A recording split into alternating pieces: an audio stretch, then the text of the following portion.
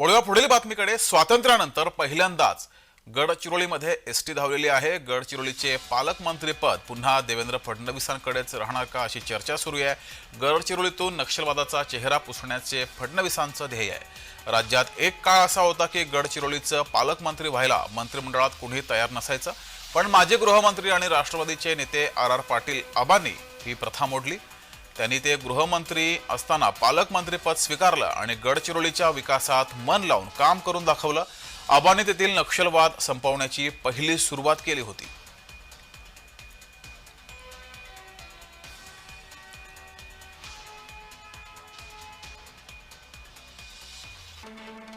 आबांनी गडचिरोलीची स्वतःहून जबाबदारी घेतली होती।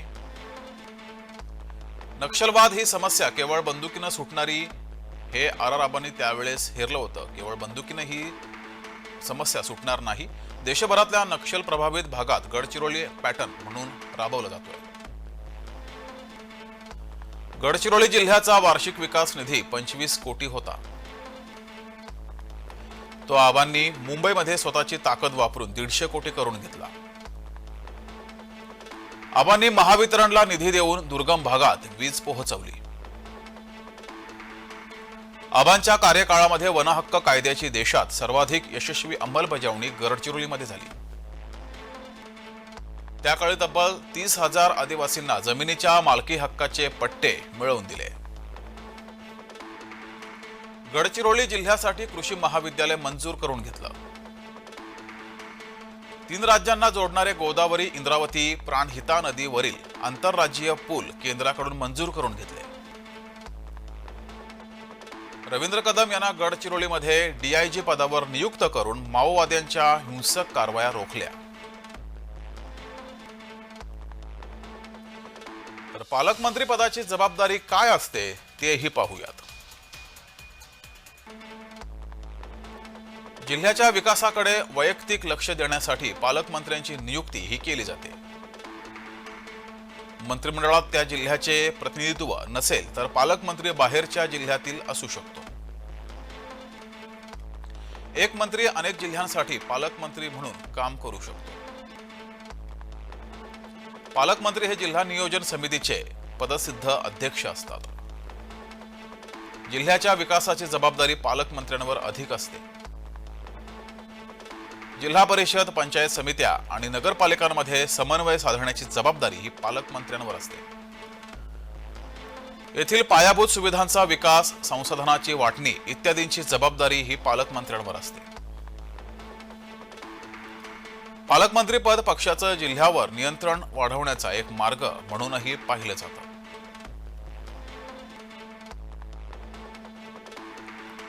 महायुती सरकारमध्ये खाते वाटप झाल्यानंतर पालकमंत्री पदाची चर्चा सुरू झाली।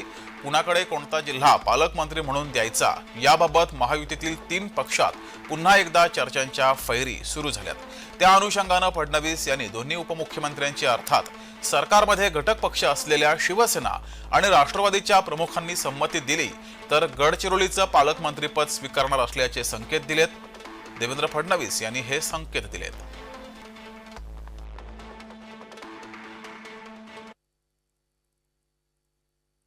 आमचे अध्यक्ष चंद्रशेखर बावनकुळे हे इतर दोन्ही पक्षांसोबत बसून कुठे कोण पालकमंत्री असेल याचा निर्णय करतील। ते जो निर्णय करतील तो मला मान्य असेल। त्यांनी मला बीडला जायला सांगितलं, बीडला देखील जाईल, किंवा त्यांनी जिथे जायला सांगितलं तिथे जाईल। साधारणपणे मुख्यमंत्री कुठलं पालकत्व ठेवत नसतात, पण माझी स्वतःची इच्छा आहे की गडचिरोली मात्र मी स्वतःकडे ठेवू इच्छितो। अर्थात या 3 नेत्यांनी मला मान्यता दिली तरच ठेवी। नवीन वर्षाच्या पहिल्याच दिवशी देवेंद्र फडणवीस यांनी गडचिरोलीतील विविध विकास कामांचं लोकार्पण केलं। तसंच येथील अनेक नक्षलवाद्यांचे आत्मसमर्पण करून घेतलं। गडचिरोलीतील नक्षल चेहरा पुसण्याचं ध्येय असून पंतप्रधान नरेंद्र मोदी आणि केंद्रीय गृहमंत्री अमित शहा यांच्यामुळे येथे नक्षलवादी कारवाया संपुष्टात आल्याचा दावा फडणवीसांनी केलाय।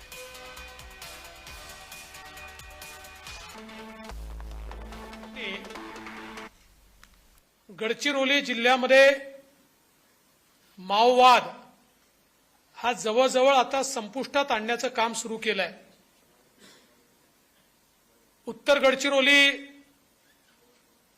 आता माओवादापासून मुक्त झाली आहे आणि लवकरच दक्षिण गडचिरोली ही माओवादापासून मुक्त होईल याबद्दल माझ्या मनात कुठली शंका नाही.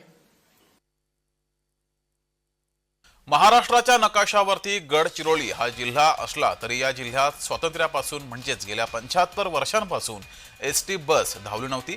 इतक्या वर्षानंतर बुधवारी गडचिरोलीमधील 15 गावांना बस सेवा मिळाली आहे. गर्देवाडा ते वांगेतुरी दरम्यानच्या 15 गावांमध्ये ही बस सेवा सुरू झाली आहे.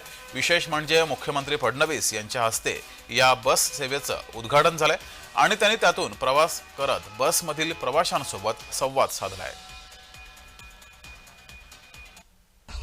आज उस डोमिनेंस को समाप्त करते हुए यहाँ पर 2 बड़े आउटपोस्ट हमारे तैयार हुए हैं और सीधा छत्तीसगढ़ से जोड़ने वाला रास्ता और पुलिया यहाँ पर तैयार हुआ है.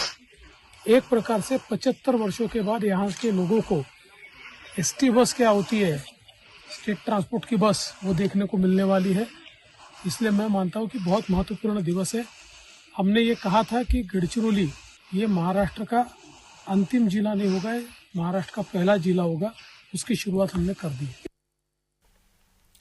आतापर्यंत महाराष्ट्रातील शेवटचा जिल्हा अशी गडचिरोलीची ओळख होती, पण आता गडचिरोली शेवटचा नाही तर पहिला जिल्हा असेल असा आशावाद फडणवीसांनी बोलून दाखवलाय. पालकमंत्री कोणीही झालं तरी गडचिरोलीला अच्छे दिन येतील असा विश्वास फडणवीस यांनी व्यक्त केलाय. कोनसरीच्या प्रकल्पाचं भूमिपूजन 2018-19ला मी केलं. ज्यावेळेस हे भूमिपूजन केलं त्यावेळी लोक असं म्हणायचे भूमिपूजन तर अनेक होतात पण गडचिरोलीमध्ये प्लांट येऊ शकत नाही, काम होऊ शकत नाही. आज मला याचा मनापासून आनंद आहे की आपण ज्या गोष्टीचं भूमिपूजन केलं त्याचं उद्घाटन करण्याकरता देखील या ठिकाणी उपस्थित आहोत. तर गडचिरोलीमध्ये बुधवारी काय झालं ते पाहूया. नववर्षारंभी मुख्यमंत्र्यांच्या हस्ते गडचिरोलीमध्ये विविध लोकार्पण कार्यक्रम पार पडले. तारक्कासह 11 जहाल नक्षलवादी शरण आले. यात 8 महिला आणि 3 पुरुषांचा समावेश आहे. स्वातंत्र्यानंतर प्रथमच अहेरी गर्देवाडा बस सेवा सुरू. बसमधून मुख्यमंत्र्यांनी प्रवास केलाय. लॉईडच्या विविध उपक्रमांचा शुभारंभ झाला. 6200 कोटींची गुंतवणूक, 9000 रोजगार निर्मिती त्यामुळे होणार आहे. कामगार आणि पूर्वाश्रमीच्या नक्षलवाद्यांना कंपनीचे 1000 कोटींचे शेअर्स हे प्रदान केले जात आहेत. गडचिरोलीमध्ये ग्रीन मायनिंगचा शुभारंभ केला गेलाय. C-60 या जवानांचा सत्कार समारंभ झालाय. उत्तर गडचिरोली नक्षलवादापासून पूर्ण मुक्त, आता लक्ष दक्षिण गडचिरोली असं वक्तव्य फडणवीसांनी केलंय. गडचिरोलीपासून 200 किलोमीटर दूर दुर्गम पेनगुंडा गावात जवान आणि ग्रामस्थांशी संवाद साधलाय. तर फडणवीस यांच्या पहिल्या टर्ममध्ये त्यांनी स्वतः गडचिरोलीचं पालकमंत्रीपद घेत तिथे विकासाचा पाया रचला. त्यानंतर एकनाथ शिंदे गडचिरोलीचे पालकमंत्री झाले. आता महायुतीच्या सरकारमध्ये हे पालकमंत्रीपद पुन्हा फडणवीस यांच्याकडेच राहणार याचे संकेत खुद्द त्यांनीच दिले. विविध जिल्ह्यांच्या पालकमंत्रीपदावर अनेक मंत्र्यांचा दावा आणि आग्रह असला तरी राज्याचे मुख्यमंत्री म्हणून गडचिरोलीच्या विकासाच्या कामाचा शुभारंभ करून देवेंद्र फडणवीसांनी या जिल्ह्याचा पालकमंत्री आपणच असणार याचे संकेत दिलेत. ब्युरो रिपोर्ट, जय महाराष्ट्र.